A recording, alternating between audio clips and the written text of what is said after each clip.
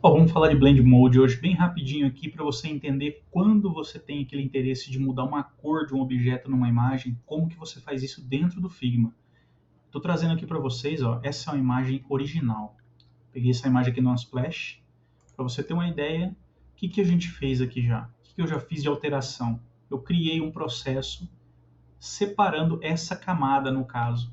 Como que você faz isso daqui? É simples. Você vai vir na caneta, seleciona a caneta e faz todo o contorno do objeto que você quer. Eu já deixei ele pronto, porque senão eu não conseguiria explicar o processo para vocês por inteiro.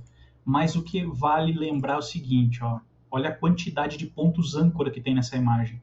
Então, assim, quanto maior for a riqueza de detalhes que você fizer, mais próximo vai ficar a qualidade do resultado final.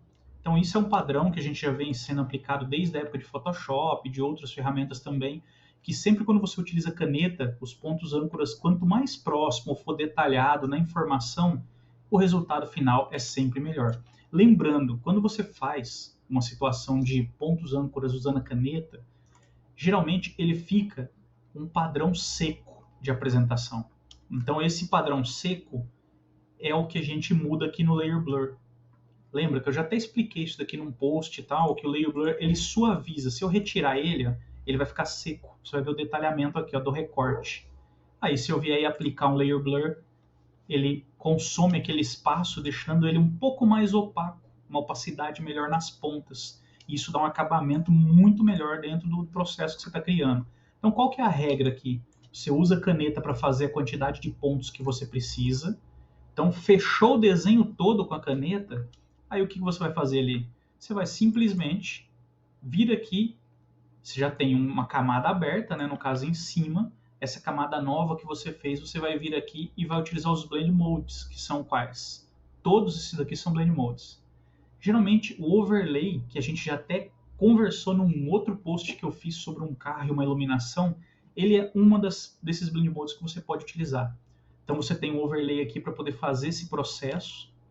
O que você vai fazer? Você vai vir, clicar no overlay, selecionar a cor que você tem de interesse. Então, geralmente, nessa média aqui, entre o branco e o preto, é uma cor de padrão interessante para você brincar. Ó.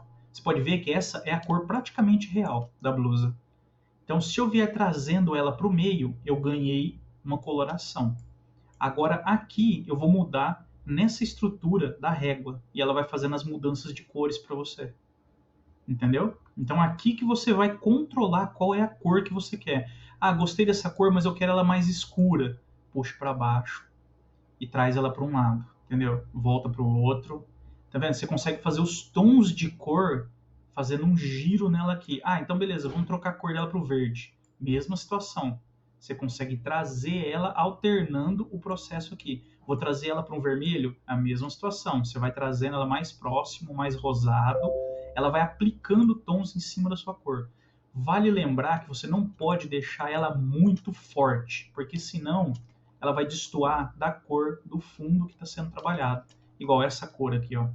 Tá vendo? Acaba não passando a impressão de que você mexeu na ferramenta, ou seja, na imagem toda. Se caso você precise de alterar em alguma outra situação, ó, vou pegar essa imagem mesmo e vou vir aqui e vou trocar ela para uma outra, soft. Ó, ela muda e aí você consegue também fazer movimentações nela de acordo com o que você precisa. Vou trocar ela para hard, mesma situação. Só que você está vendo que aqui, ó, eu já consigo trabalhar algumas situações, mas ó, olha os cantos para você ver como é que ele já vai marcando. Então você consegue fazer testes e trabalhar com todas as versões que você achar interessante.